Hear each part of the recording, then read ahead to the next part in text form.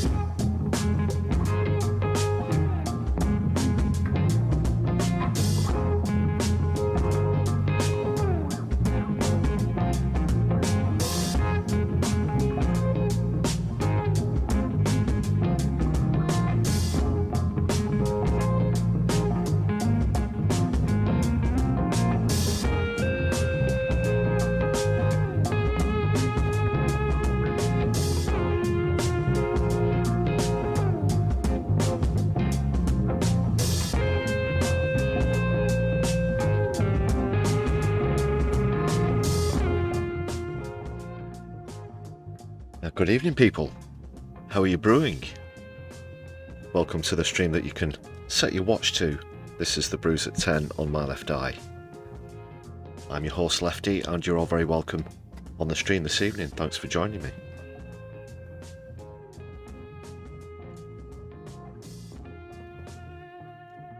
And Mute Phil and the IT tech team, the Primate tech team that is. A very warm welcome to everybody.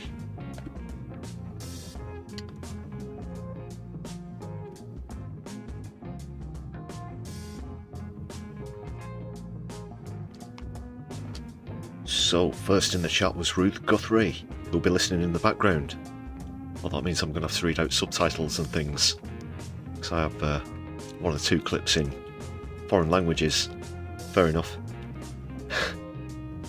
So I will try and accommodate all circumstances.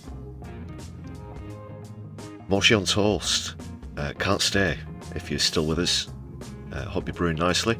Everybody, I highly recommend you go and check out my interview with Moshi. One of the 3 interviews that are out at the moment. The Defend Our Jury's arrestees.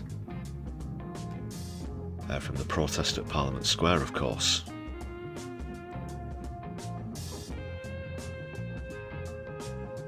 The latest one of those came out yesterday as well. Premiered. Sorry, it was public today, members only, last night. But it did premiere on yesterday's Sunday live stream as well. But this is in higher definition, if you want to go and check that out. Great to see you. Floor Snake, thank you very much for the watermelons in the chat, and no, I see you accidentally posted 3 times in a row, and oh, you've gone and got that crown again. Oh, what a terribly fortunate accident.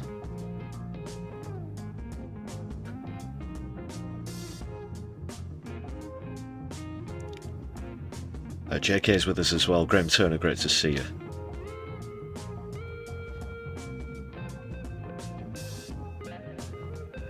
Yeah, nice move there, Floor Snake.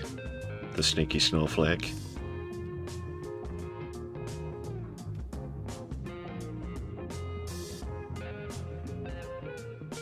Currently sitting at the top of the top fans pile, number 1, Ruth Guthrie.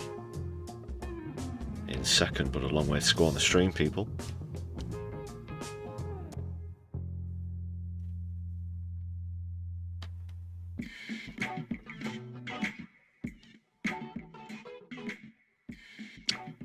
A bit of shameless self-promotion first. If you'll forgive me, please make sure that you've hit thumbs up on the stream.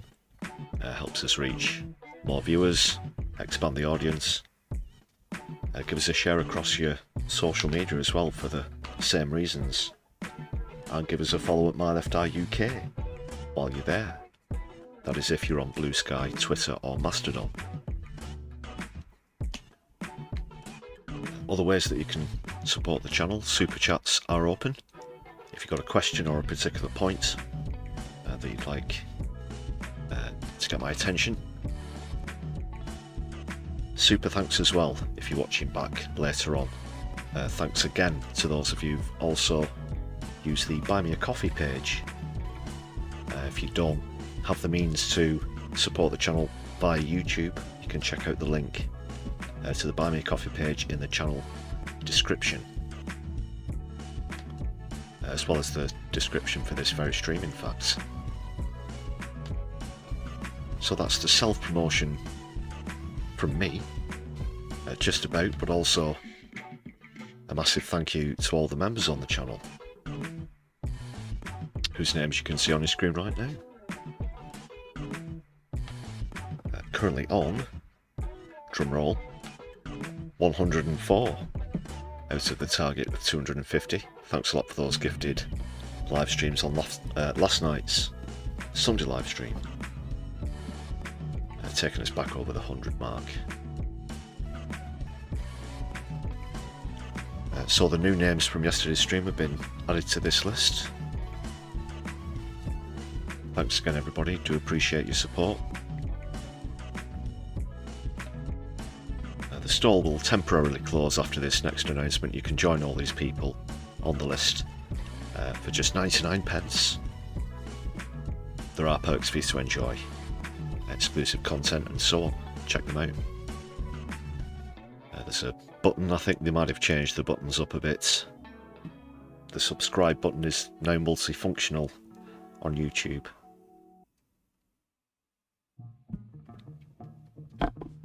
Whichever button it is, please do check out the perks.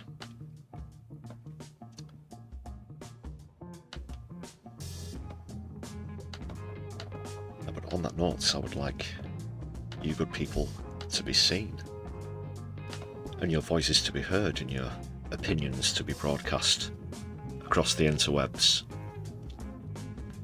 And there we are.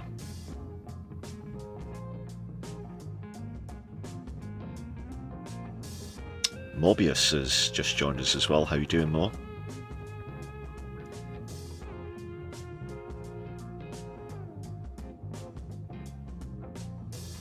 Sneaky. No, you're a Blizzard participant. Blizzard participant? Blizzard participant. Ice. I get it. I understand that makes you quite unique as well. In terms of geometry. Nice one, Floor Snake. Blizzard participant. That's all.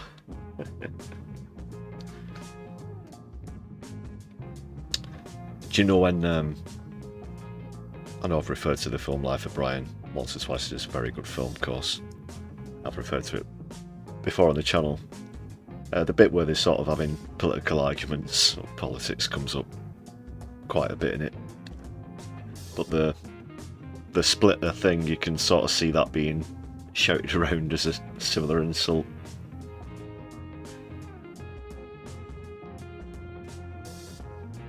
Me? I'm a King Blizzard participant, mate. Cough. It's the People's Front of Judea. Judean People's Front. Splitters. We'll have no splitting here, though. Glad to hear you're doing well, Mo. And everybody else as well. Brewing nicely this evening. Whatever your choice of beverage is, I dare say that Flo might be on the old Solidari speckled hen, but whether you're on Solidari-Tea or not, here's to you. And also here's to Mo for a gifted membership. Thank you very much for that. I'd also like to encourage people, this is just a coincidence, encourage everybody to go and check out Mobius's YouTube channel if you're into horticultural goings on. We have a green fingered participant? That's not the word I'm looking for. Hobbyist. So Heiter Photographer. Right. Hope you enjoy your membership.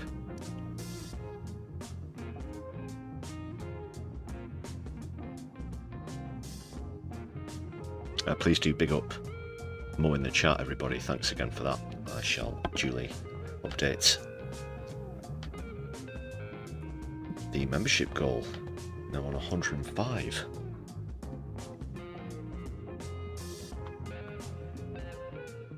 Heiter Photographer. That's a fun name to say.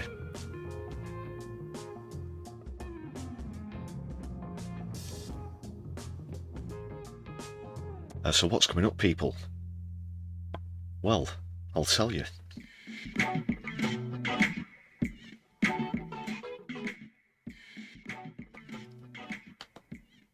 First of all, an update on the aforementioned Defend Our Jury's protest. It links in to that via, obviously, the prescription of PAL action. But Yvette Cooper might have put her foot in it. It appears that she may, I should say, may allegedly, I think that legally covers me there, doesn't it, Phil? Yeah. May allegedly have committed contempt of court with some sort of exasperated outburst in over an Observer article, I believe.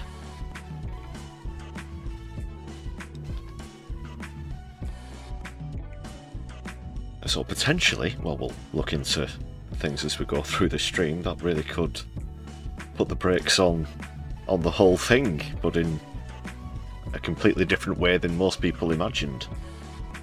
Obviously, we've discussed how unmanageable and unpoliceable that was, and did so in those 3 interviews that have been released so far. And also, relating to that,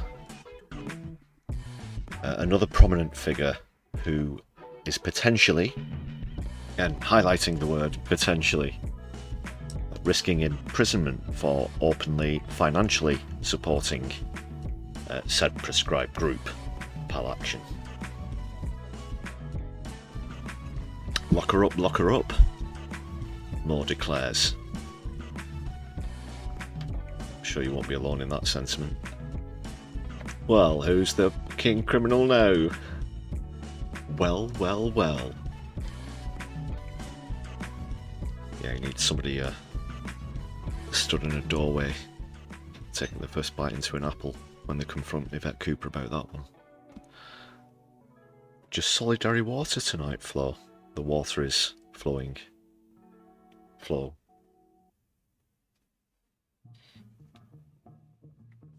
No, your host isn't having a stroke, it's just some minor wordplay. Apologies for anybody who's listening in an auto-dubbed foreign language, which apparently now happens. I've not actually listened to any of the content in another language before. That'd be quite interesting. Might do a little montage.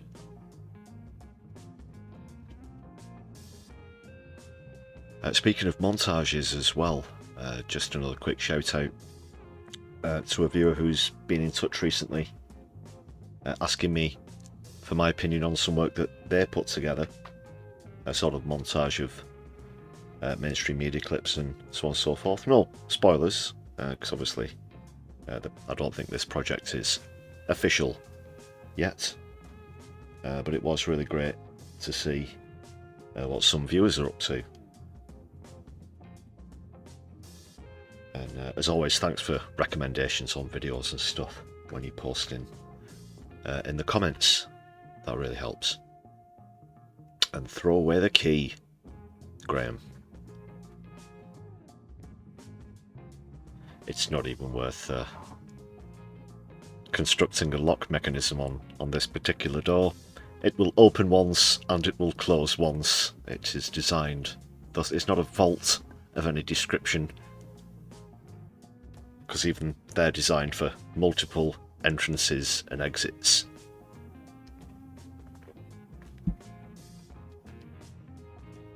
No, just the once will do.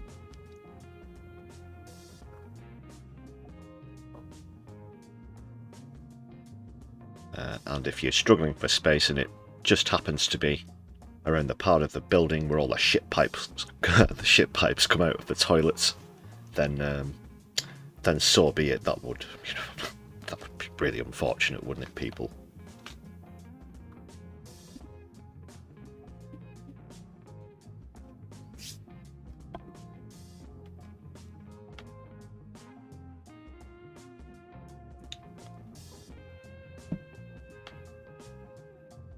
We'll get into the Yvette Cooper business first off after the opening comedy clip, which is coming up now. It's another one by Rothschilds, who I've featured a few times before. This one's about J.D. Vance, who is his most famous impression. It's a really good one as well, but it's about his trip to Scotland. The recent trip to Scotland. So go and check him out. That's Rothschilds, for anybody who's not familiar.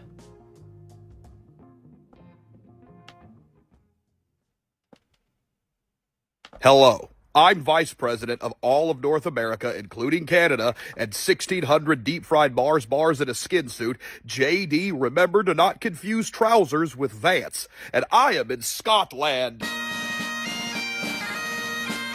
I was told to try this stuff called Iron Brew, and we'll see how it is. Oh. He's actually gone to Scotland to do the bit. You've got to. This is a first time watch for me. Actually, I've just the first couple of seconds, I do like to give a first time reaction to comedy vids if I can. But he's actually gone to Scotland and he's got a kind of Iron Brew. Oh, fucking brilliant! That's dedication. You know, I might make a note of that. I'll do that for an episode of the Pat McFadden Experience. That's a lot of sugar. This is the National Mining Museum of Scotland. I have come with my family of wife and spawn to the National Mining Museum of Scotland as a tourist, nothing more. Certainly not as an advanced scout to do recon and research for the Glothian Mining Consortium. Why would you even think that?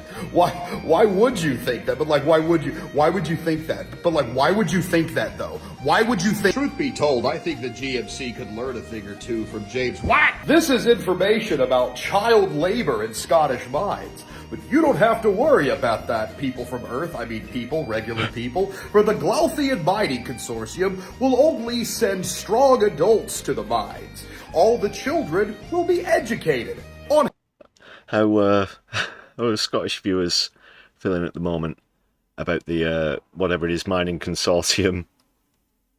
Let me know in the chat, people. This is great.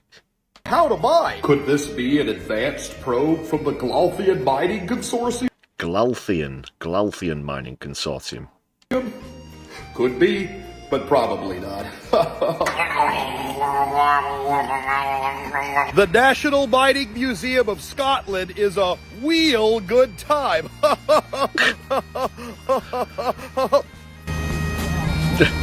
I am on board the ScotRail train, which is a form of public transportation that is easily accessible to the general public and goes all over the country of Scotland. Its socialist bullshit should be avoided at all costs.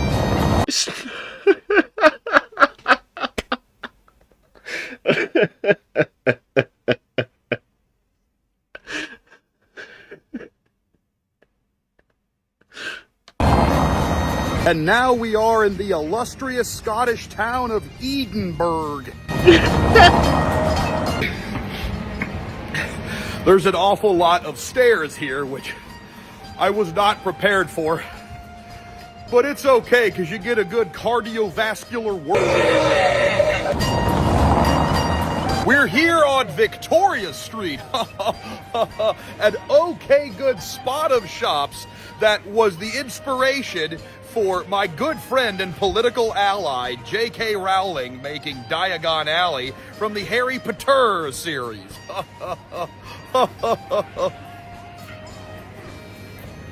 Scotch egg! We stopped by a cheese shop on Victoria Street. How long have you worked here, cheese person? Like 2 months? Okay, good. Do you enjoy cheese? Yeah, I kind of have. Say thank you to me.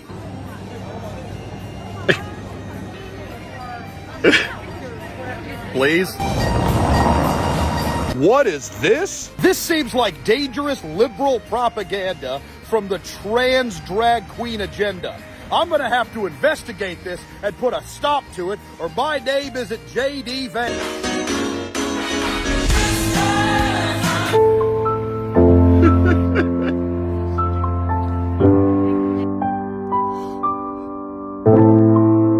Hey, honey.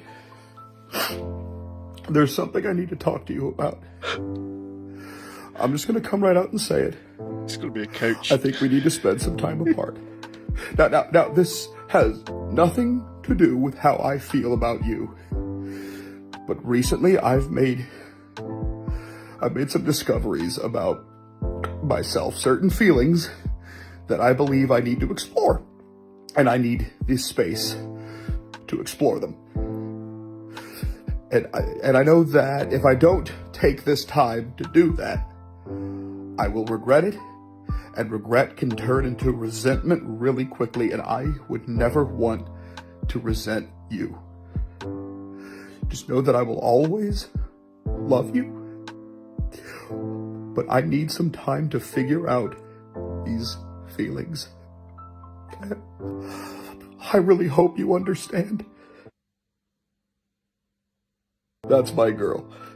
Okay, good. Yes, J.D. Vance is the name I have, 'cause the name I am is J.D. Vance. If you say J.D.V.A.N.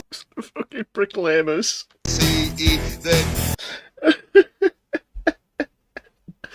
you have said the name. Everybody. J.D. Vance is J.D. Vance is J.D. Vance is J.D. Vance is. Oh. Up Scotland and up the Proclaimers. That was fucking brilliant. Oh, I always really like Americans' take on the UK. That was fantastic from Rothschilds.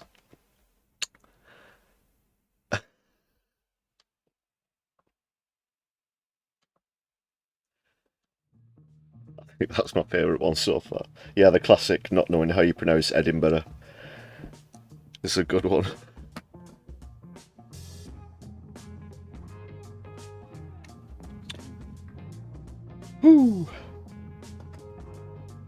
Just need a moment. That was very good. That was very good. Actually, while we're talking about American tourists, it would have been October 22 in Parliament Square, actually, which I saw. I was filming at one of the blocks before I joined a block myself.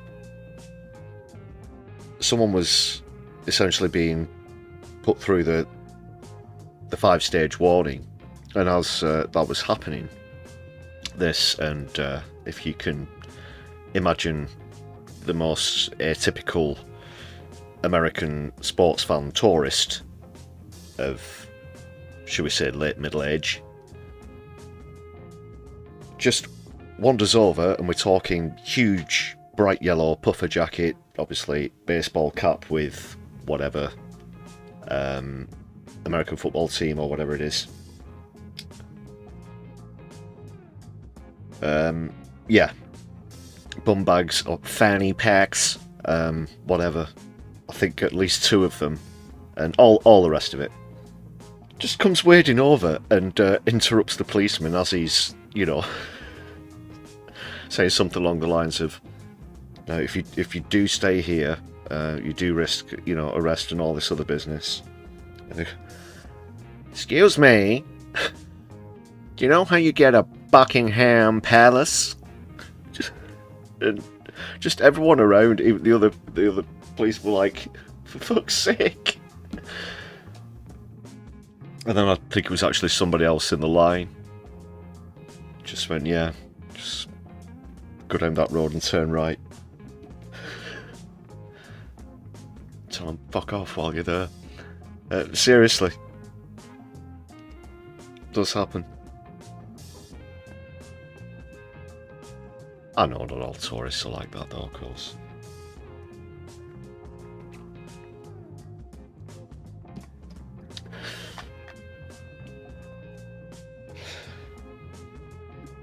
Oh. Right, onto the serious stuff now. This is, of course, a serious channel. It's not all about leaving your sofa for a Bangkok ladyboy or whatever.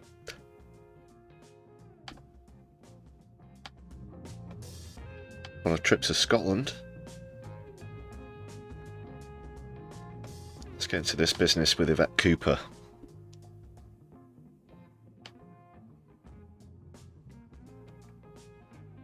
And what rotten business it is, people. This has been published in The Canary. I strongly suggest you go and check out.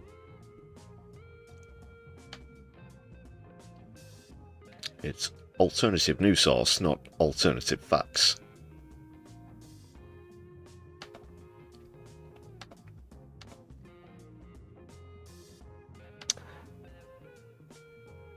So let's see what's happening.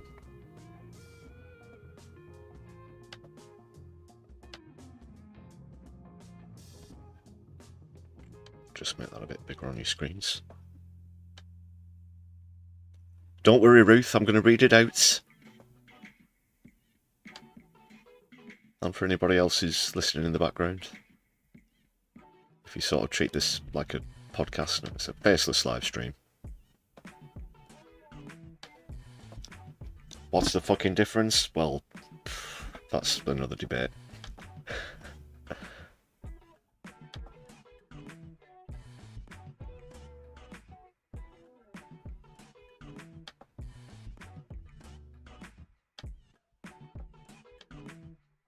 That's enough zoom and enhance.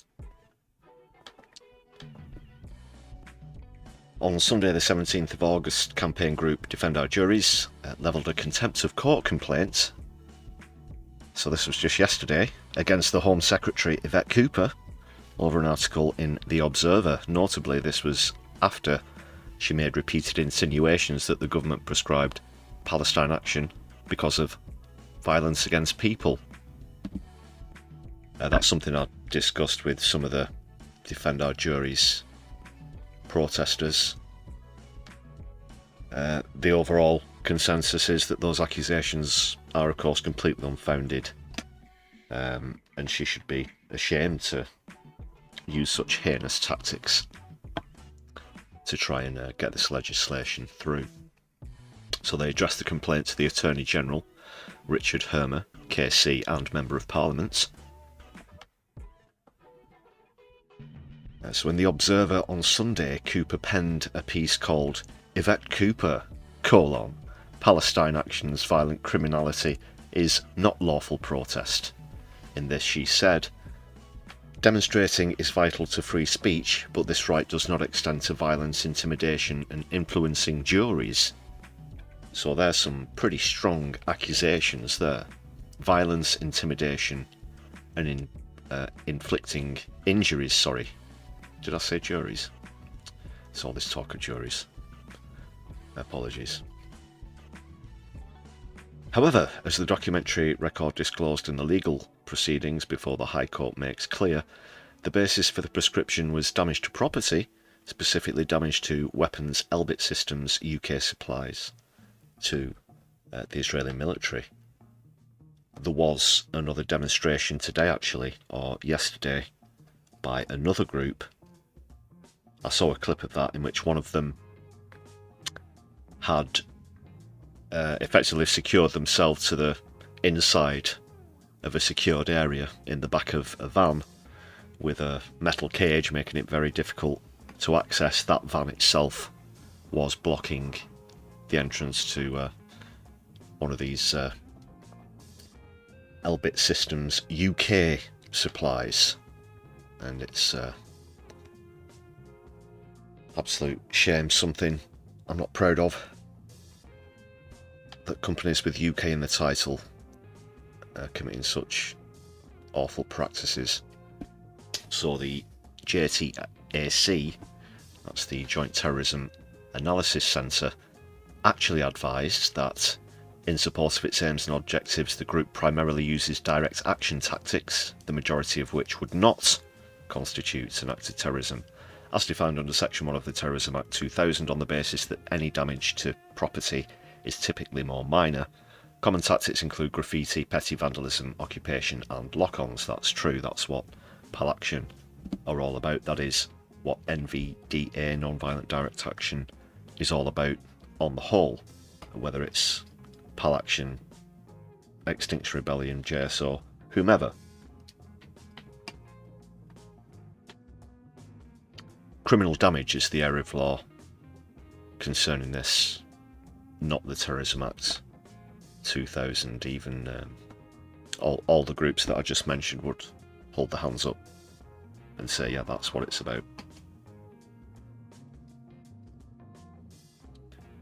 And in case anybody wasn't aware, I say that speaking as someone who has been convicted of criminal damage for a non-violent direct action protest spraying action with the paint that washes off with soapy warm water and a flannel.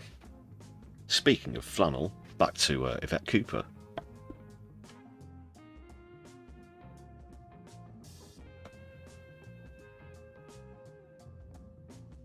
So they also corrected her in saying that media channels highly likely will only share footage or encourage instances of property damage. PAL action branded media will highly unlikely explicitly advocate for violence against persons. Moreover, the Prescription Review Group advised that a ban on PAL action would be a, quote, novel and unprecedented, because there was no known precedent of an organisation being prescribed mainly due to its use or threat of action involving serious damage to property.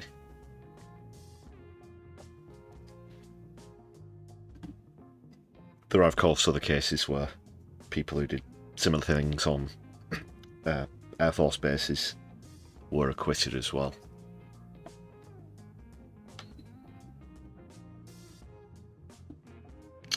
I won't read through this whole thing, but this point's worth highlighting, obviously. It's not only disingenuous to present this isolated case as characteristic of PAL action, it is a contempt of court that prevents fair trials of those who stand accused. Yvette Cooper's comments have been widely publicised, such that it would be impossible to find a jury unaffected by them. She's gone and done a Tommy fucking Robinson, hasn't she? We are not naive regarding the political obstacles to commencing contempt of court proceedings against the Home Secretary, but if the rule of law means anything, it's that no one is above the law, most particularly the rich and powerful, such as Elbit Systems UK and Yvette Cooper. Well, she's certainly 215 grand richer, because that's what she was lobbied to prescribe them in the first place, isn't she? Allegedly. It is particularly egregious for a Home Secretary to abuse their office in this way to present a false and misleading picture of those who face serious criminal charges. Cooper referred to Israel's starvation and slaughter of the Palestinian people as, quote, crimes against humanity in her Observer article. She wrote, "So anyone who wants to protest against a catastrophic humanitarian situation and crimes against humanity in Gaza, to oppose Israel's military offensive, or to criticise the actions of any and every government..." God, this is a sentence and a half, Yvette. Fucking hell. Just have to skip back a bit. "Or to criticise the actions of any and every government, including our own, has the freedom to do so." Do they? I don't think so.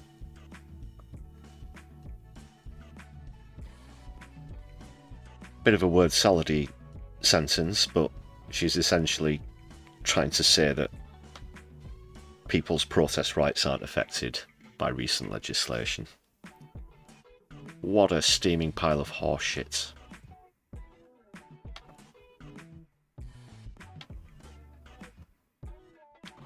You gotta be fucking kidding.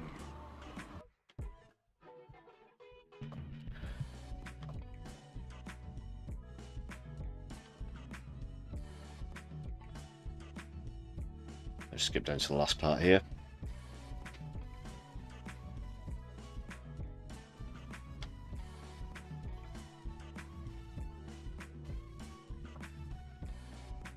Defend-our juries have said that Palestine Action were not prescribed for their own violence, but for exposing the government's complicity when they spray-painted those planes at Brize Norton, drawing attention to the daily RAF flights to Gaza in support of the perpetrators of crimes against humanity.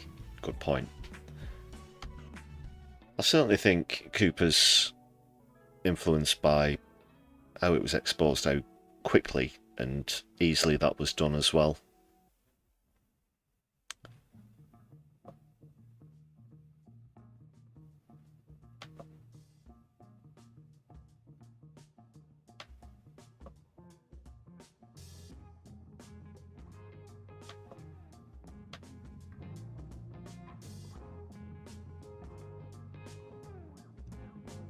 Do share your thoughts on that article. I'll post a link in the description of the stream after we close, so you can check out that in full if you'd like to. But either way, shout out to the Canary for that one.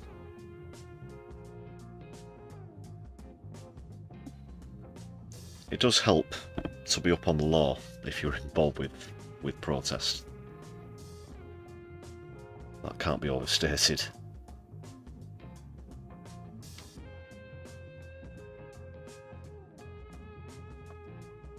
Another story that connects to Yvette Cooper.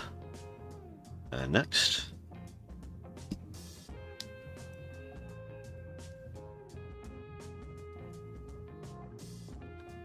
I'm just checking that the chat's refreshed, and I'll see what you're saying here, people.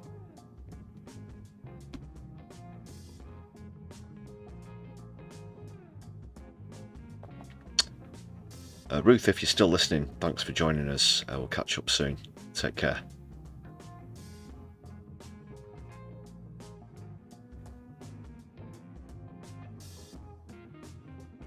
Oh, bit about climate change. We will be talking about climate change, actually.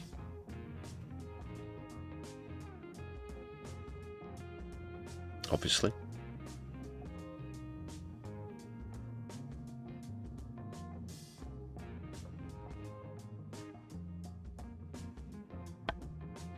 Just quickly onto this.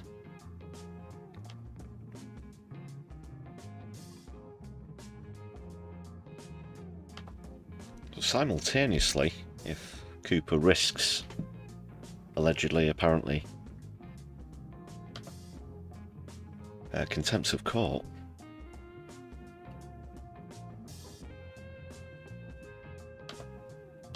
Cooper herself, well, actually it's come from Downing Street.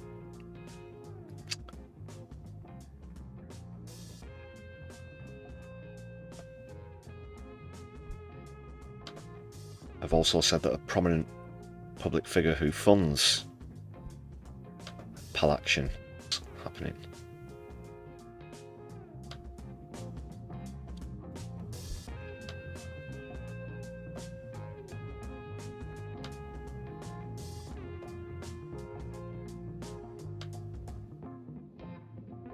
So this is Sally Rooney, who's an Irish author.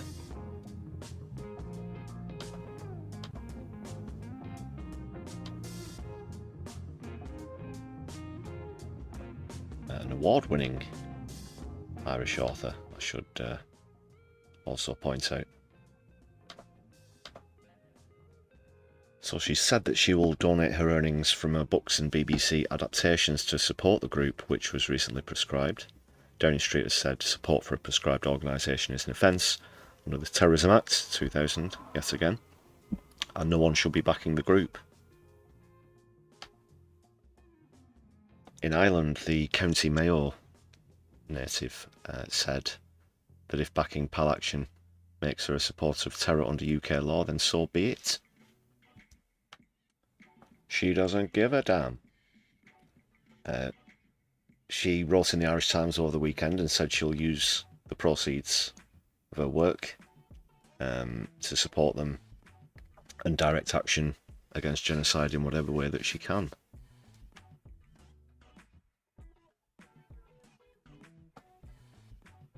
The BBC have said that Rooney is not and never has been on the broadcaster's staff, adding that what novelists say and do with money previously received is a matter for them. But they have broadcast adaptations of her novels. Well, they took that documentary off iPlayer pretty quickly, didn't they? Because Israel threw the toys out of their pram about it. And they officially said that was because of allegations of the narrator's links to Hamas. It was a completely pathetic and underhanded move, if you ask me. But well, the BBC itself has broadcast adaptations of the novels Normal People and Conversations with Friends. Dr. Gillan Wahba Abdel-Majid, the ambassador of the State of Palestine in Ireland, said on Monday, Sally Rooney is using her voice to call out international law and human rights violations. I hope these calls result in practical actions that will stop the horrors we're witnessing carried out by Israel in Palestine, that is, to stop the genocide and forced displacement and end the Israeli occupation. I will be getting on to the latest in Gaza as well. There was an announcement today that Hamas have agreed to what was on the table. A little bit more about that to come. So asked what message Downing Street would give to people considering giving money to the group, a spokesman said, support for a prescribed organisation is an offence, and obviously the police will, as they have set out, they will obviously implement the law within the law, as you'd expect. How about implementing some international law? Why don't you run up? Oh, it's, the page is fucked. Right, we better go. Quick! That was the end of the article anyway. Yeah, run upstairs and report that crime.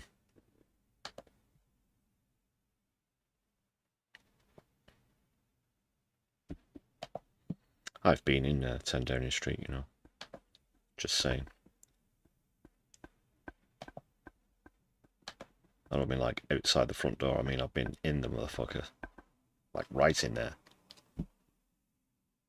But I won't say how and why. Well, I went in the front door. That's how. I didn't break in. I want to be very clear about that. I went through all the stuff you have to do, blah, blah, blah. I've been arrested outside there on a separate occasion, quite a few years later as well. Times.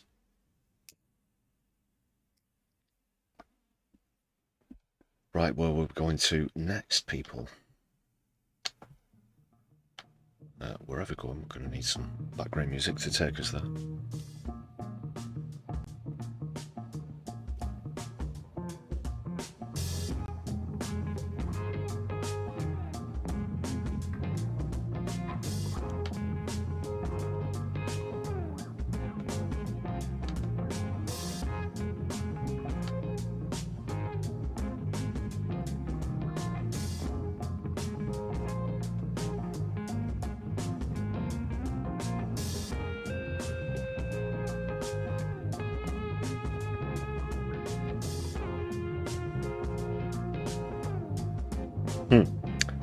Just one final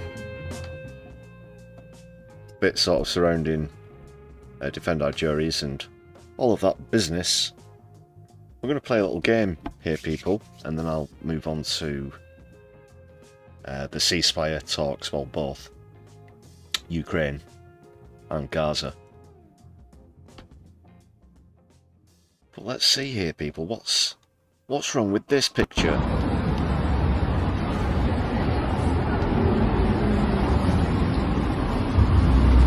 It's got 40 odd seconds long. Time to get a good look at that. Should do.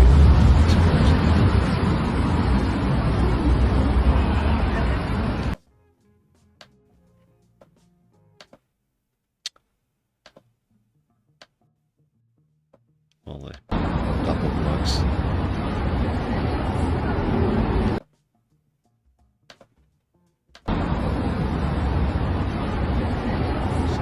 Right, this bastard clip doesn't work properly. Pardon the French. Just going to quickly restart.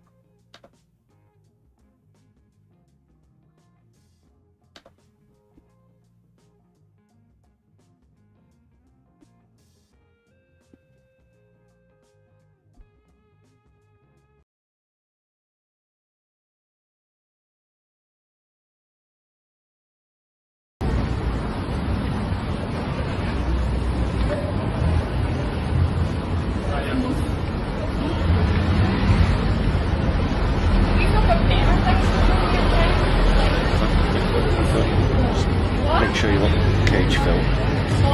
So yeah, just a sweet one last night. So what's wrong with this picture? What's wrong with this scene? I think some of you in the chat have already got it. Might have seen this clip already. Let's just see that again with a bit of zoom and enhance. Engage, zoom and enhance, please. Here we are. What's wrong with this picture? I don't just mean it's not in 4K HD. What action? So these two police are stopping this fella wearing this t-shirt. And it says plasticine action. Plasticine action. Yeah. Is there any audio on this? Just bear with me, I'll turn down the background music.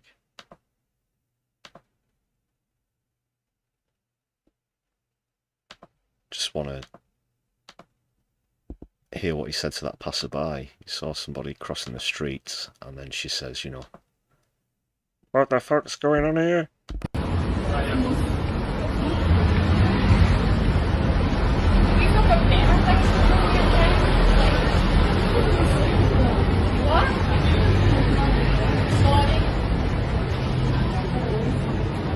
Taking advice, so it's fine. Can't make out what's being said there.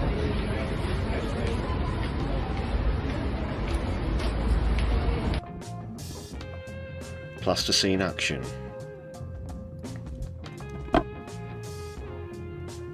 And oh yes, was still arrested wasn't the only one as well. I was going to show you another example. There was an article about that, but it was behind a paywall. I think it was a Guardian. So I can't bring you that.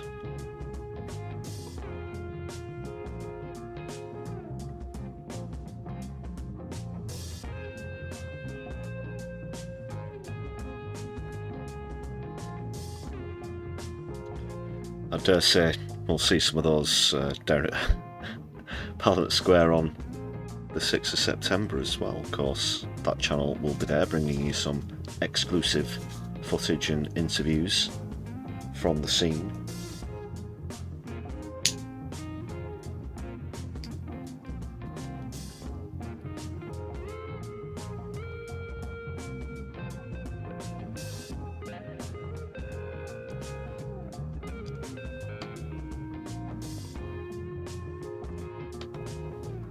So everybody can feel safe walking the streets knowing that nobody who supports plasticine action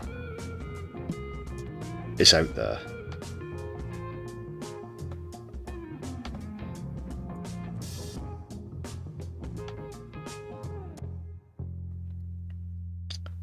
Well, now I guess we'll go over to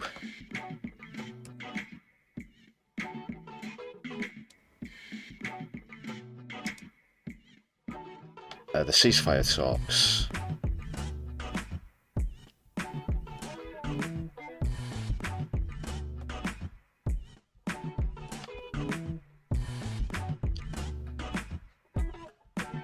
Where's the, I had a meme. I had a meme for this. Here we go, I'll just re-upload it. Aha.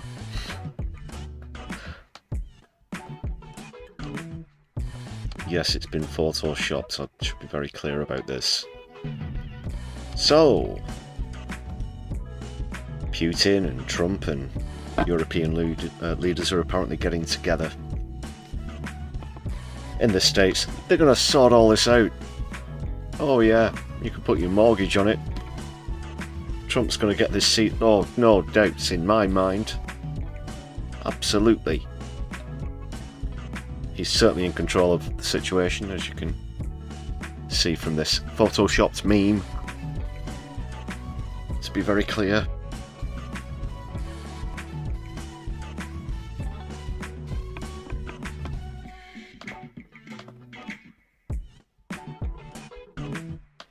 Let's see what's happening.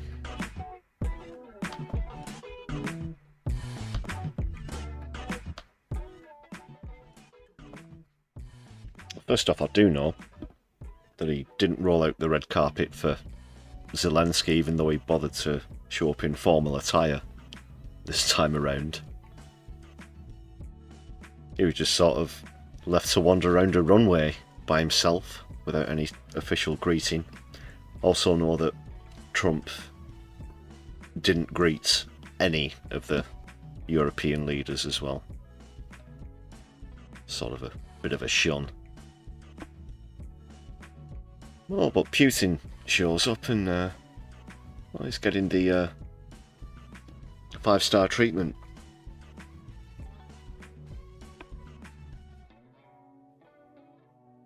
I saw some footage of it was RT News when they were in the UK doing their coverage, and all the other organisations from everywhere else in the world got all these fancy, you know, dinners, hot food at a table, and they essentially just, for the Russians, they shoved a sort of wholesale sized box of crisps. That's potato chips for anyone watching in the States, as well as some sort of sandwiches that had gone off, like some of them had mouldy bread and stuff. And for beverages, they'd just sort of thrown this stuff near a couple of water fountains. You know, you can have as much water as you can drink, but everybody else had all sort of, you know, carbonated soft drinks and whatnot.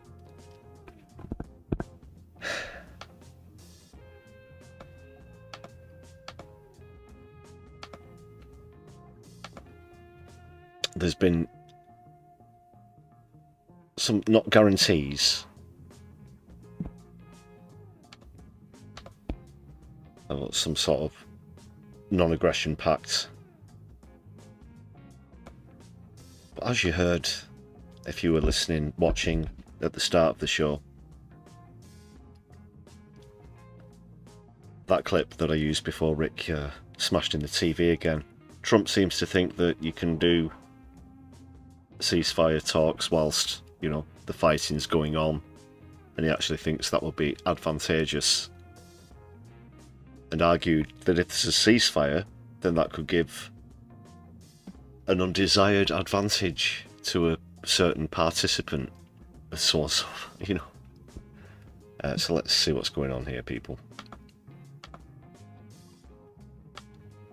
This is the latest, just go through the live news feed.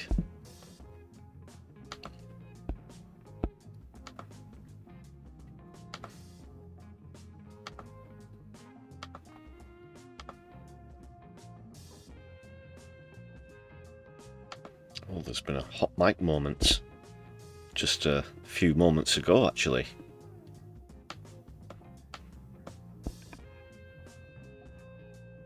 Phil, there's been a hot mic moment. A little earlier, before European leaders sat down with Donald Trump in the East Room at the White House, a hot mic picked up a conversation between US President and French President Emmanuel Macron. He said, "I think he wants to make a deal. I think he wants to make a deal for me. You understand that, as crazy as that sounds," Trump tells Macron, appearing to refer to Russian President Vladimir Putin.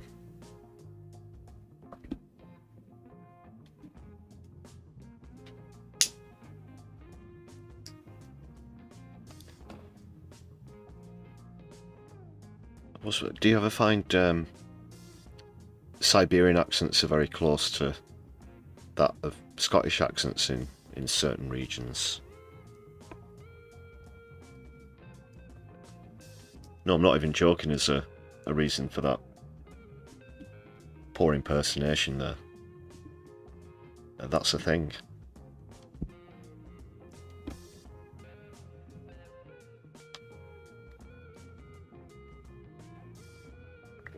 Just go up and see what these main bullet points are. Zelensky and European leaders have been holding Ukraine war talks with Trump at the White House. Zelensky says they have had very good talks about sensitive matters, including security guarantees. Trump says the US will provide security guarantees for Ukraine as part of any peace deal, and claims Russia will accept them.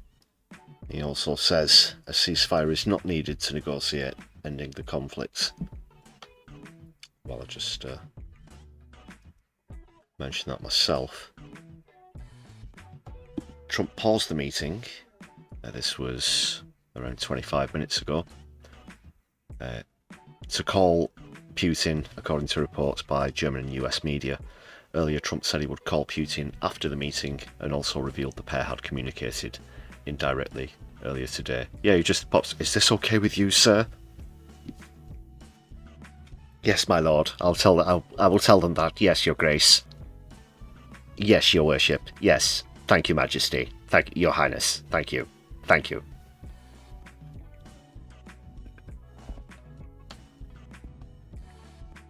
But several outlets have reported that Trump reached out to the Russian president while negotiations were still... What's in this fucking tea, Phil? Whilst negotiations were still ongoing in the White House, citing unnamed sources with knowledge of the talks. The White House has not been commented on the reported call to Putin, and the BBC hasn't been able to verify that it took place.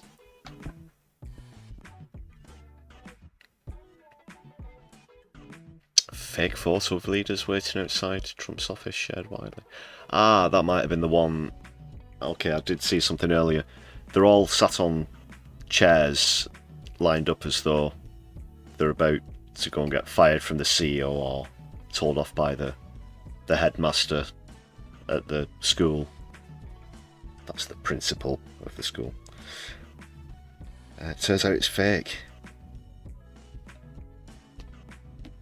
I'll be honest, I was considering putting that onto the stream, but the fact that it's fake explains why there was such a poor quality resolution version going around, perhaps. But it was going pretty viral, yeah.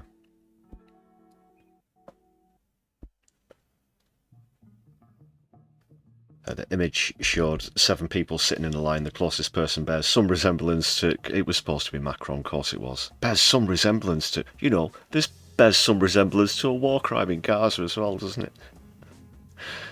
Fucking hell. The chair next to him, though, has a pair of legs but no torso or head. So it's the waiting line for... It's in Beetlejuice, is it? 3 women are pictured, but there's only 2 women in the group. Whoops. Well, I suppose they've all got 7 fingers on each hand as well. Apparently that's still quite a stumbling block for the AI, isn't it?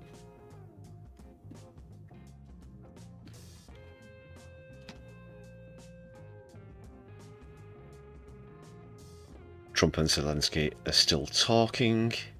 I did see one clip as well of Starmer, who was actually sort of trying to illustrate what progress was being made. It was mostly just positive boardroom talk, as you can imagine. I will spare you the clip.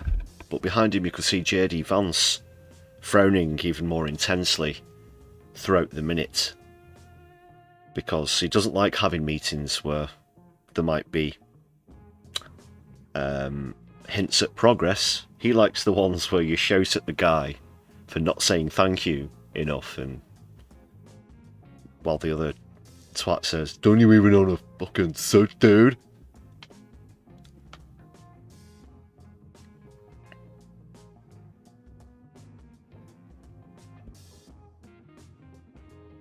It's all wrapped up. That was around an hour ago. No evidence for Trump's figure on you. Also, he's been throwing out fake stats again, has he? Just completely made up, bogus stats. BBC Verify.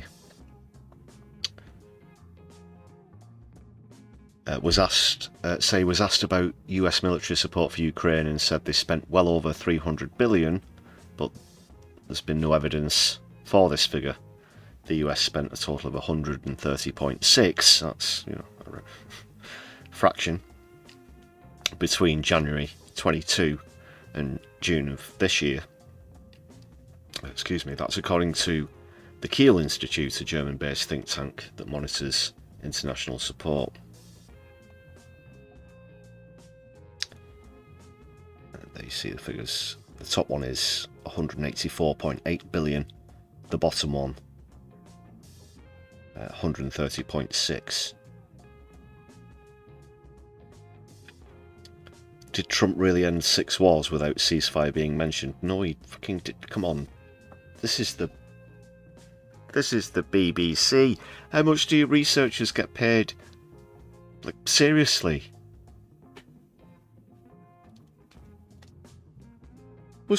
Was Donald Trump not quite telling the truth? They seem increasingly shocked each time. Just get with the fucking programme.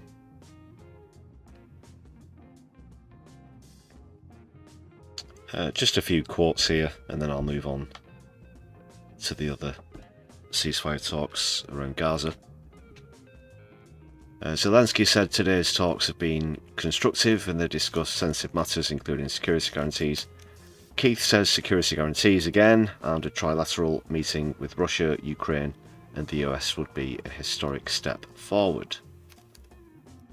Friedrich Merz stressed the need for a ceasefire before any meeting with Russia, telling Trump, "Let's work on that and let's try to put pressure on Russia." Germany versus Russia, eh? Emmanuel Macron echoed Merz's calls for a ceasefire. Italian Prime Minister Giorgia Meloni said one of the most important questions is how to be sure that it won't happen again, which is the precondition of every kind of peace.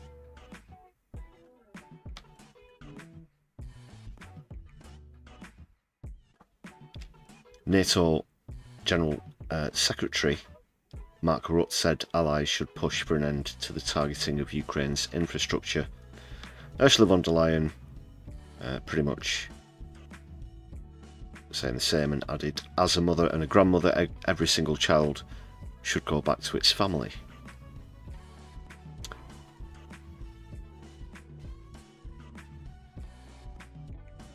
And the Finnish president said he might come from a small country, but we have a long border with Russia, and felt there had been more progress on Ukraine in 2 weeks than in the past 3 years. Okay.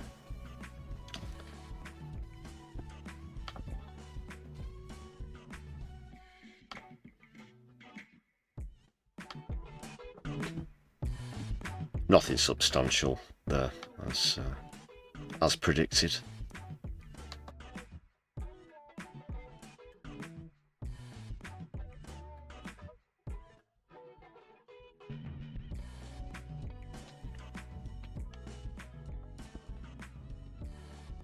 Doc Davies, good to see you in the chat.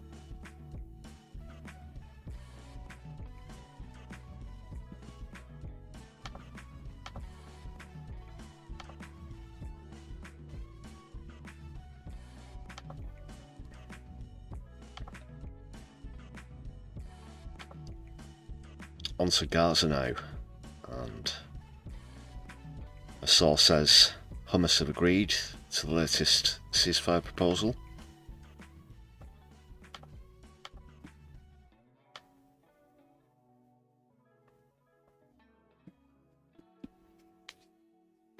The proposal from Egypt and Qatar is said to be based on framework put forward by the US envoy Steve Witkoff in June.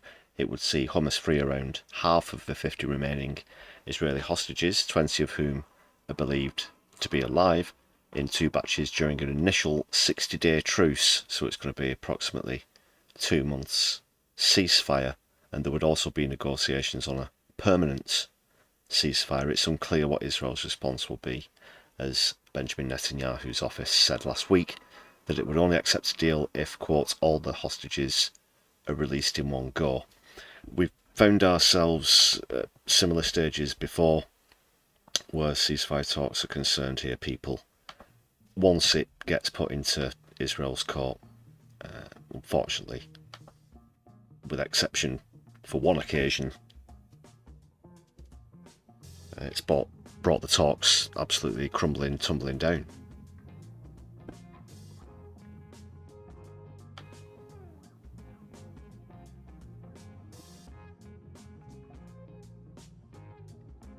Don't forget that Netanyahu will use any excuse for an impasse, because his entire political career, and let's hope as well, freedom,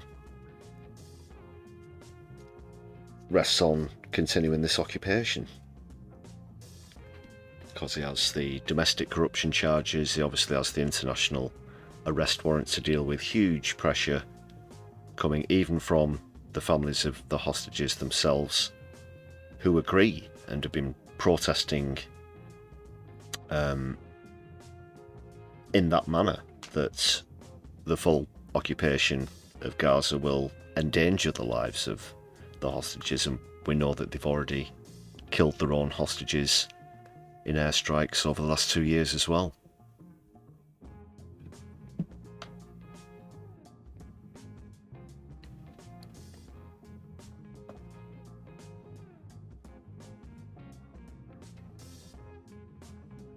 Of course, an offensive, the latest offensive in Gaza City, began a couple of days ago as well. Witnesses on the ground reported Israeli tanks backed by air and artillery strikes had made a surprise advance into the southern Sabra neighbourhood and surrounded schools and a United Nations run clinic sheltering hundreds of displaced people.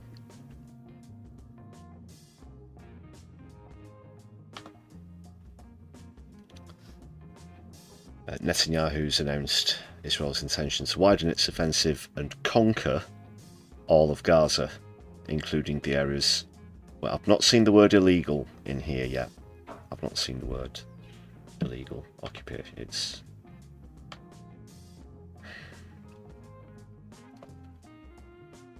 you hear offensives and settlements.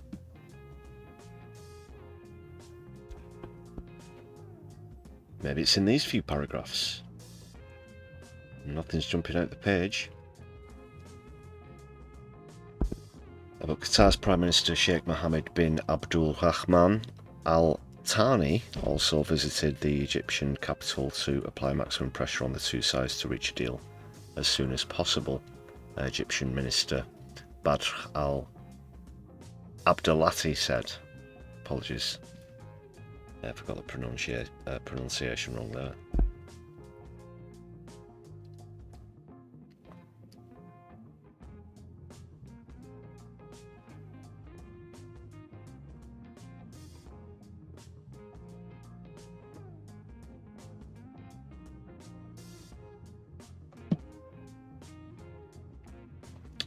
Just a bit more about what I mentioned there. Domestic pressure.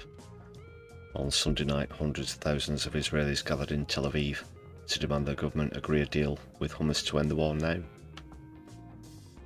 Bring all the hostages home.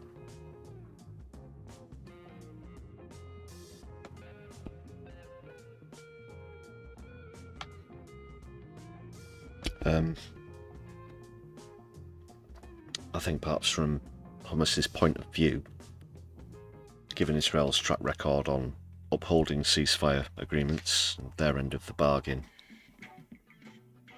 let's say that they did release all of the hostages in one go and there was a 60-day temporary ceasefire, quote, with a view to talks about making it permanent, then you could almost forgive them for being paranoid that Israel wouldn't come through on any agreement to withdraw from the area, especially considering they've just literally announced that they want to permanently occupy all of Gaza, officially. Said it, something we've known for a long time. The plan, of course, is this maniacal plan of the Greater Israel, which goes into several other countries as well: Jordan, Egypt, Iraq, Lebanon. The end goal being dominance in the region, and of course an access to roughly a third of the planet's oil reserves. Yes, you heard that correct, a third of the world's oil reserves.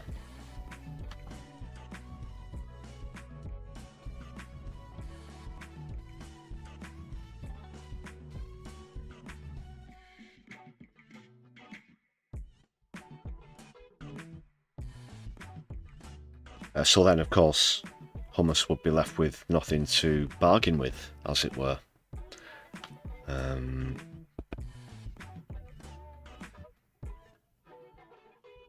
that is why they want them back all in one go, not just to appease the domestic protesters.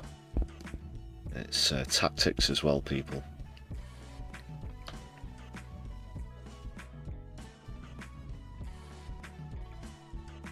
Oh, they've attached something after the normal nothing happened on October 6th or before.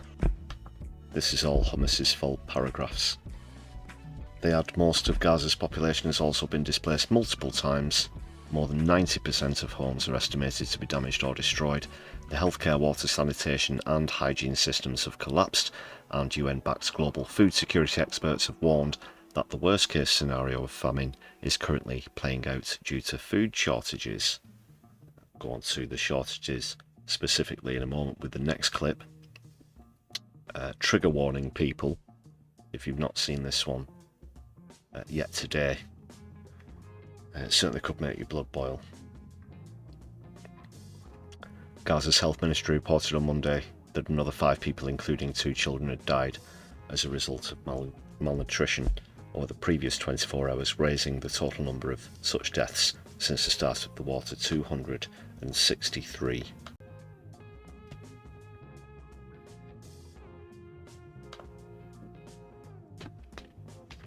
Terrible.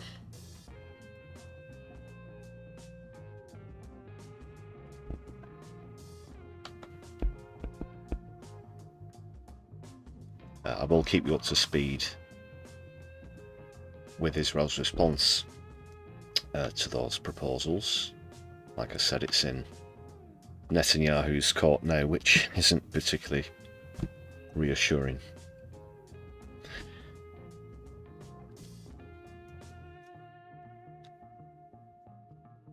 And also now, Israel might feel so untouchable that they feel that they can go onto television and gloat even further, which they have done. Bezalel Smotrich is in this clip which I'm about to show you. This is the one with the trigger warning, people.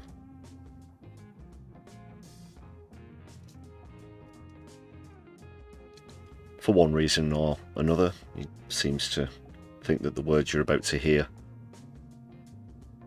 make him or make Israel look good.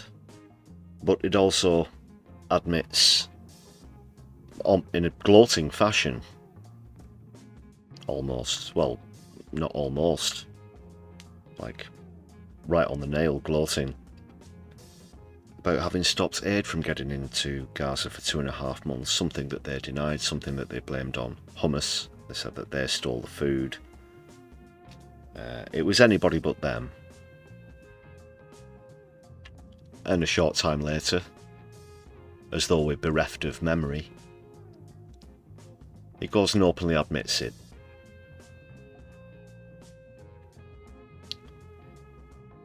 But he, at the same time, thinks it makes him look like a tough guy, and not the genocidal, psychopathic maniacs that we know they are.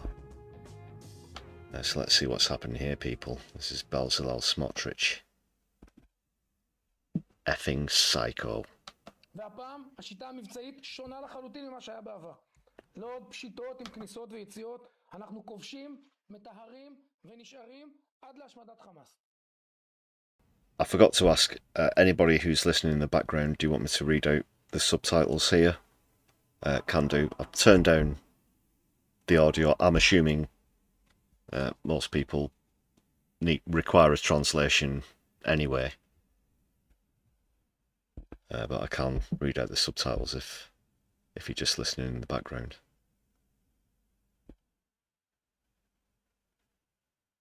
בדרך אנחנו משמידים את כל מה שעוד נשאר מהרצועה, פשוט, כי הכל שם זו עיר טרור אחת גדולה. במסגרת המלחמה צה"ל מניע אוכלוסייה מאזורי הלחימה ולא משאיר אבן על אבן. אני אומר לכם, פשוט תסתכלו על הסרטונים של מה שקורה ברצועת עזה. He's just admitted that they absolutely decimate the place. It's been razed to the ground. That has been an aim, that has been a tactic that they've had. What happened to the strategic military targets? What happened to the command and control centres? That's all you were going for, isn't it? You were just aiming at the Hamas people, and then all these kids ran in the way, and journalists. That's the story that they've been putting out there for the last 2 years.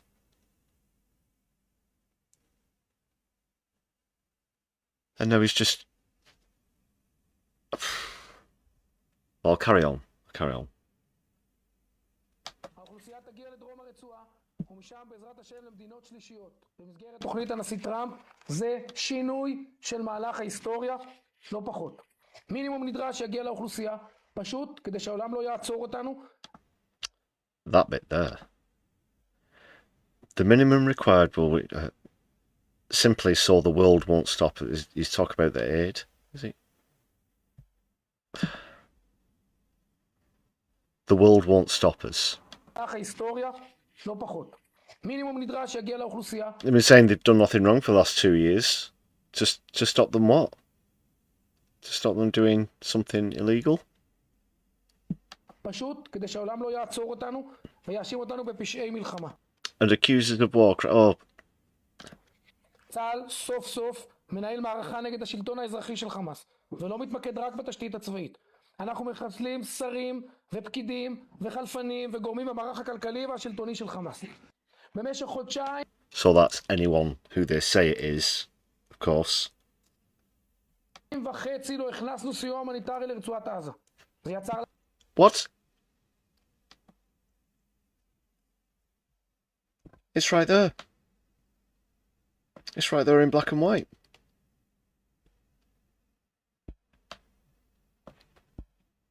For 2.5 months, we didn't allow humanitarian aid into the Gaza Strip. What? Said for 2.5 months, we didn't allow humanitarian aid into the Strip. That's what he said.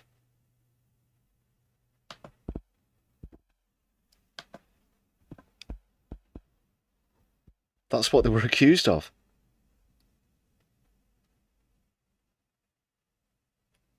And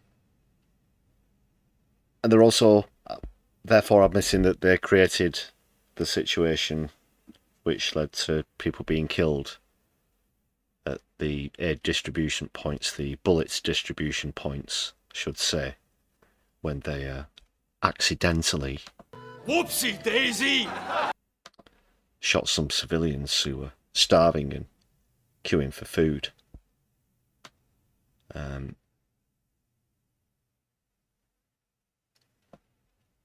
So they admitted using starvation as a weapon. Exhibit Infinity, Your Honour.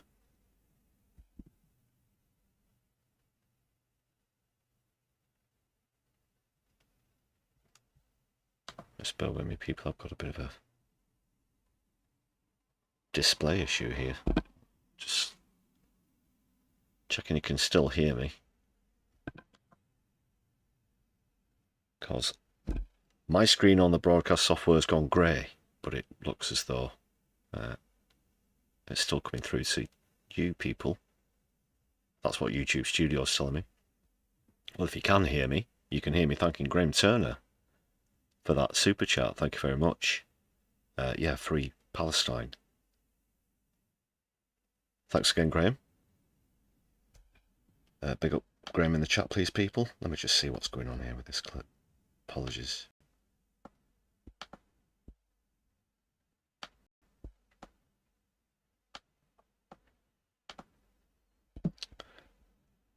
Okay, you can hear me. Right, I'll be right back. It's the clip on the broadcast software that's messing up then. Open the cage, Phil. We've work to do.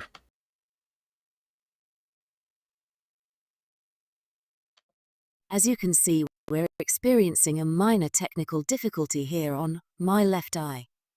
Our team of expertly trained technicians are working busily to restore the stream. In the meantime, please make sure that you've hit the thumbs up button harder than you'd like to hit Keir Starmer in the ghoulies, and left a comment down below. Thank you.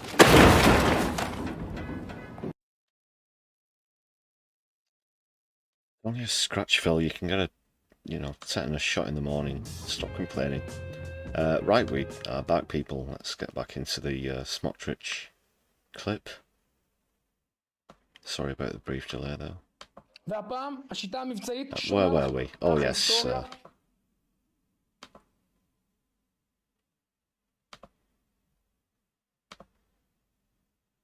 He was saying that for 2.5 months they didn't allow humanitarian aid into the Gaza Strip.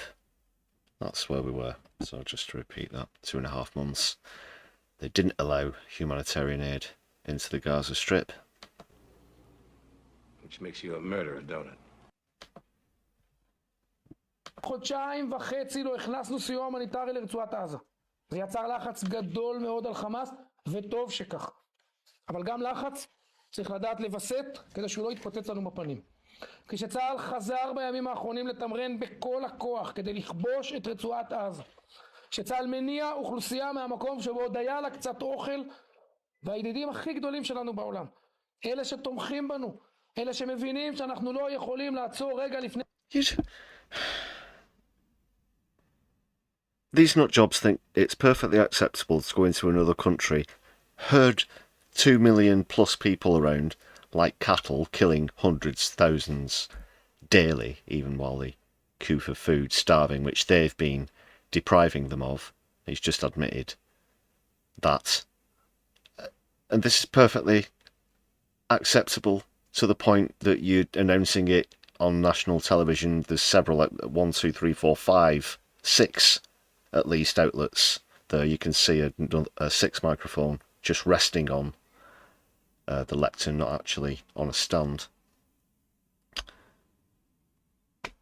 As though it was like one of the daily COVID briefings, but worse. הניצחון המוחלט והשמדת חמאס. כשהם מבקשים מאיתנו לעזור להם, לעזור לנו ולהזים את שקרי ההרעבה, אנחנו צריכים לעשות את זה. מה שייכנס בימים הקרובים זה מעט שבמעט. Talking about the possible giving them the legal bare minimum, or just, well, he's going to give some examples here. A few bakeries distributing pitta to people. Oh, that's a perfectly balanced and sustainable diet. Yeah, just living purely off of pitta bread. כמה מאפיות שמחלקות פיתות לאנשים ומטבחים ציבוריים שנותנות מנה יומית של אוכל מבושל. אזרחים בעזה יקבלו פיתה וצלחת אוכל וזהו. They won't get that. They will queue for that and you'll shoot them while they wait. That's the tactic. We know that's what will happen.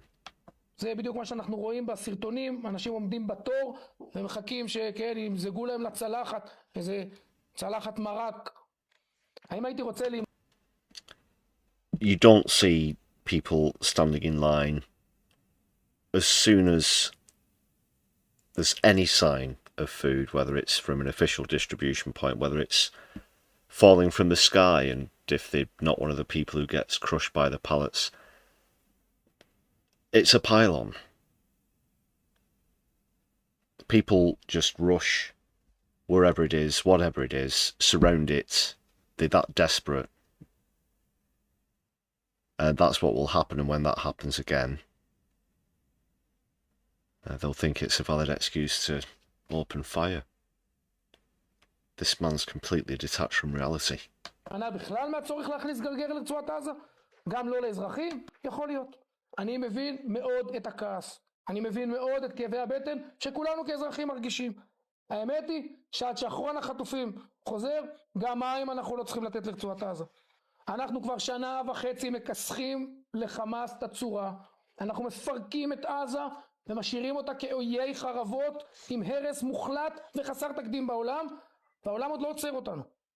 במטרה להגיע לתוצאה האחת. It's all, you know. What the fuck are you going to do about it? That is what they're saying.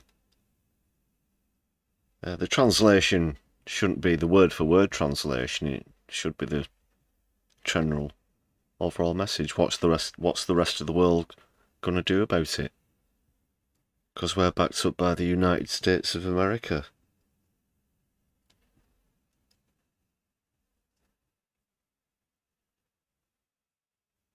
Have you ever seen such absolute hubris? והיחידה הנדרשת, כיבוש עזה, השמדת חמאס והשבת החטופים כולם. במילה אחת, והפעם Psycho. That's it from Smotrich.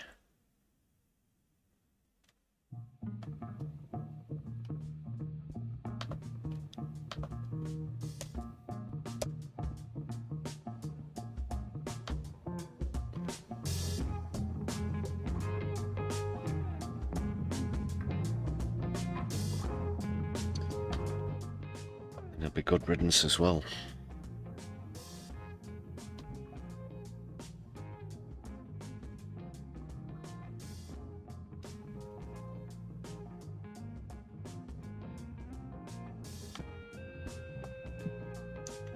But we are going to return to domestic matters for now, people. Let me know your thoughts on that, as well as, of course, the whole situation surrounding the ceasefire as well in the chat. If you're listening, watching live, or if you're watching back later on, please let me know your thoughts in the comments. hit those buttons as well, people. Make sure that you've given us a thumbs up. Subscribe as well if you've not done so already. You can join other people in the chats just 60 seconds later. Solidarity. Moving on to one or two UK matters up next, people, in just one moment.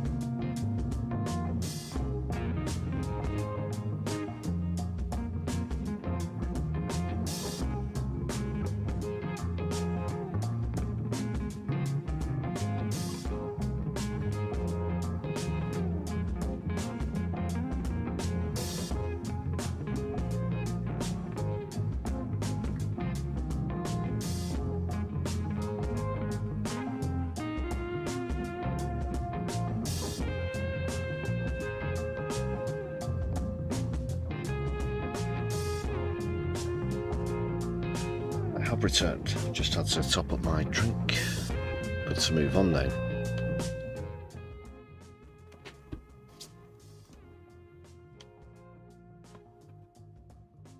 So it's a bit of early electioneering, people. Just a couple of examples concerning some left-wing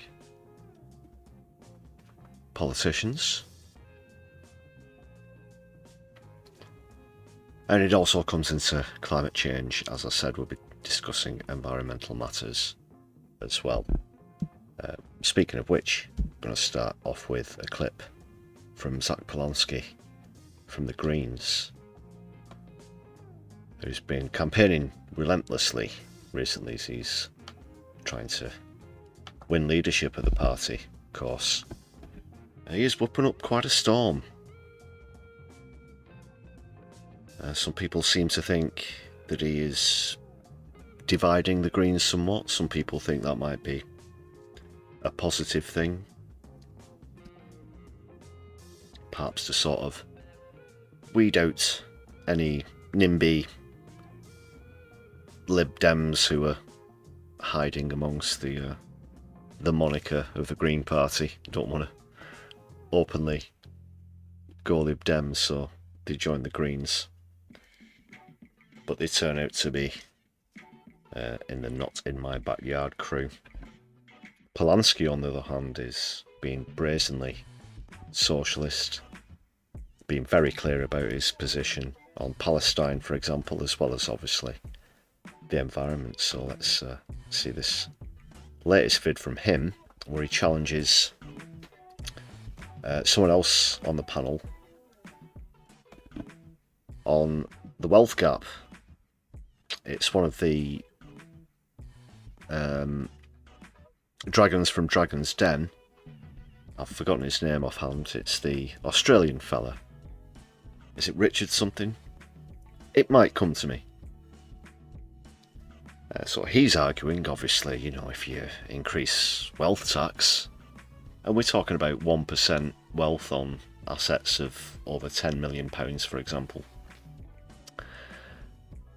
He's arguing that a few billionaires, you know, might leave the country, but Zach puts him absolutely to rights in this clip, which was on the ITV panel earlier. 3% of billionaires might leave. 30% of doctors who are working for NHS are saying they're thinking about leaving because they're worried about the inequality and the crumbling NHS. Are you more worried about billionaires, or are you more worried about the people who are actually running this country? Doctors, teachers, nurses. You're sat there saying, oh, please, think of the billionaires. But actually, this is all complete nonsense. Yes. We know that this has all been fabricated, and actually asking people to pay a small amount, 1%, yes. Well, on assets to help run our economy. You come on here. And also, that the argument is, we've really got to keep these tax dodgers and wealth hoarders like it's a good thing. No, it is not.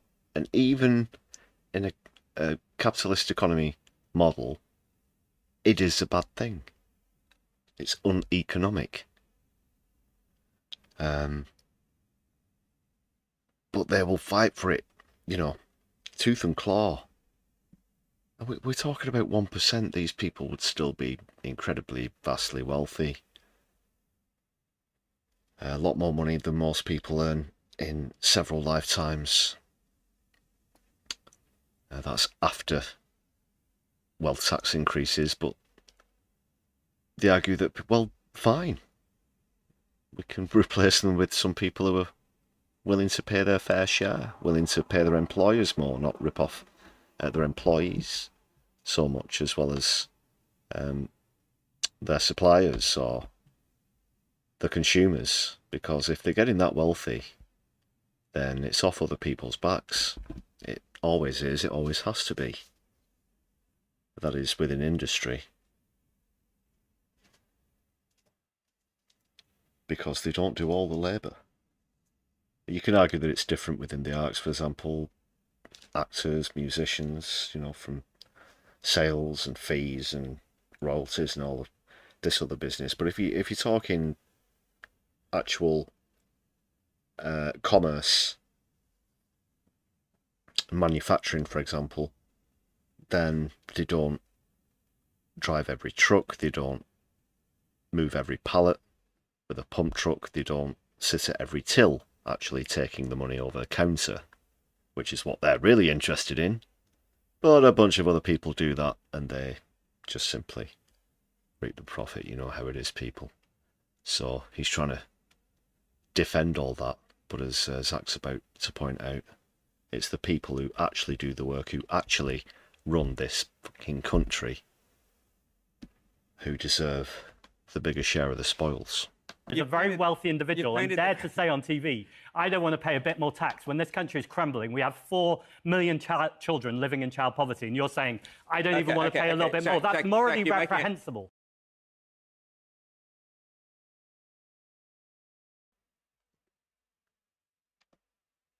Yeah, let us know if you might have joined the Greens recently, or if you were a member before, whatever it is, and you're going to be backing Zach, or if you're going to be backing Ramsey and Chowns. Let me know your thoughts in the chat, people. I know that we do have some Green Party members specifically. I'm not a member, but I did vote for them in the last locals and general elections.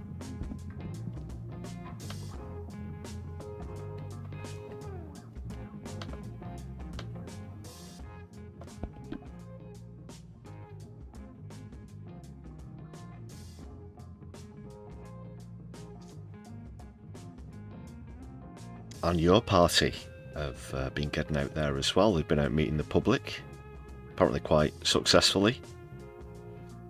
They were up here in the north, in Yorkshire, South Yorkshire if you want to get specific. But meeting with the public apparently went very well. Hundreds of attendees, of course. I do have a plug for another upcoming one that they're going to be doing in the north, this time in the northwest, if you're able to get over to that. But first of all, let's see this, because they've come out and given us some sort of idea about what they're thinking in terms of environmental policy and confronting climate change, which is something I've particularly been looking forward to, so I'll share that with you now if you've not come across this earlier today. Nobody likes breathing bad air. Nobody likes seeing sewage in our streams and rivers. Nobody likes seeing plastic waste on our beaches. Nobody, when they think about it, likes eating bits of plastic when they eat fish that have been caught in the seas around our country. So it is about how we build more environmental sustainability. But it doesn't have to be a threat to our lives, our way of life. More jobs can be created on sustainable energy projects. We, as human beings, need to do something about the state of our world. We cannot go on allowing global warming to take place. We cannot go on allowing the destruction of so much of our planet to continue. So it's in everybody's interest, but it's also important to call out those that are making money out of pollution. Yourparty.uk is very serious about the environment, very serious that it affects the poorest people in the poorest communities the most, and we're determined to keep the agenda going to bring about sustainability and, yes, prosperity too.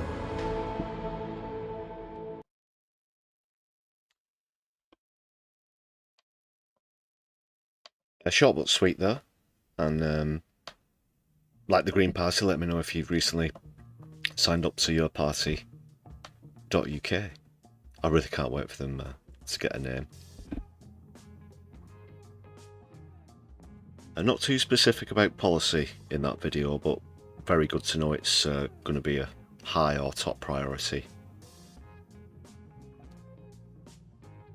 Because these people have got their heads screwed on, you see, and it's not just all about destroying the planet for short-term profit, which is happening at the moment.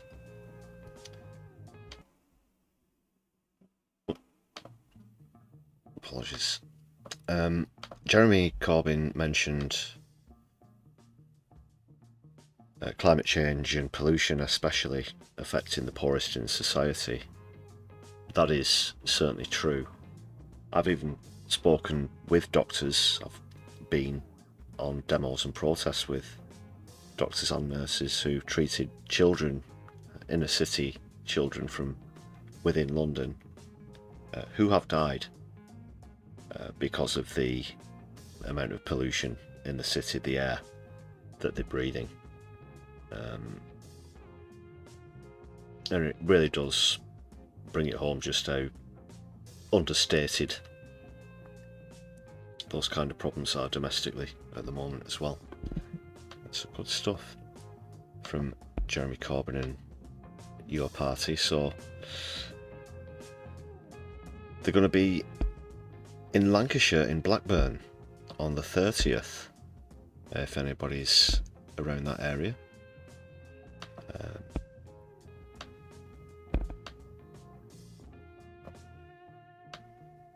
Sorry, it's covering the membership goal. There we go. So Adnan Hussain is going to be speaking as well. It's free entry and it starts at 1 PM. I'll just zoom in and enhance and give you the address and QR code.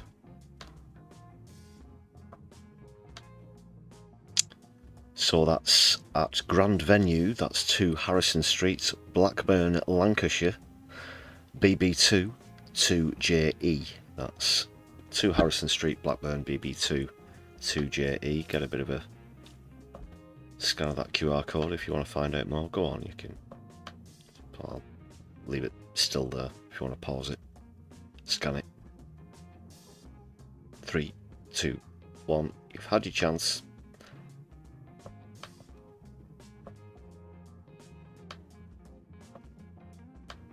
Blackburn's not too far from Manchester. It's about, say, 40-ish minutes on the train.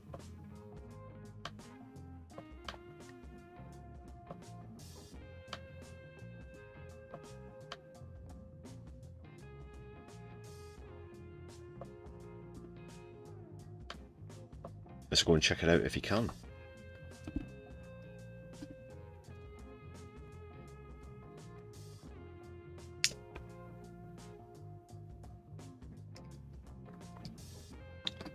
Quite correct though, Doc Davies. Climate change is the biggest issue. It's far too late in tonight's stream for me to go off on a tangent about that. Goodness knows that I can.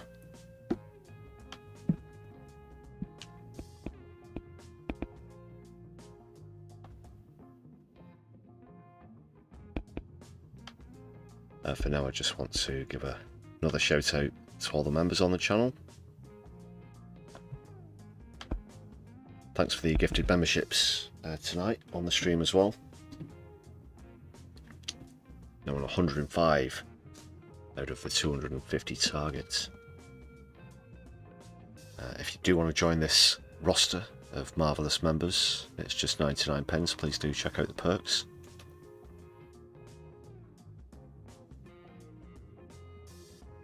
And once again, super chats are open as well as super thanks, and if you don't have the means to support the channel on YouTube, you can check out the Buy Me a Coffee page in the description of the stream and the channel. Couldn't decide which one to say first though.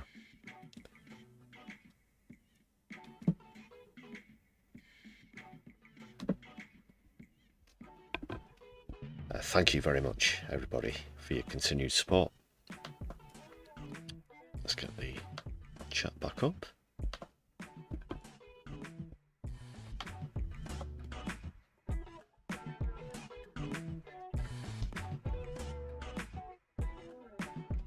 So yes, that does bring me towards the end of the stream. I'll just have a reputation for forgetting to announce polls at the end of streams, but we don't have one to announce today. The result hadn't changed on previous announcements on the other ones.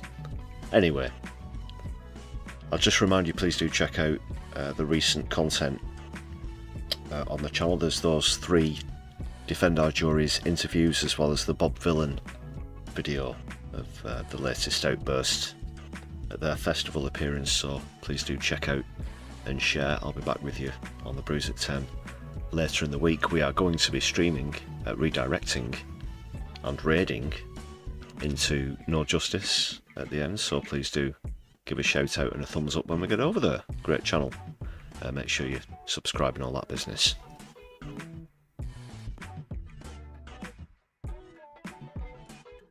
I think I've done all the plugs and everything, so without further ado, I will say take care, people. My Left Eye will be seeing you soon. Free Palestine and power to the people. Good night.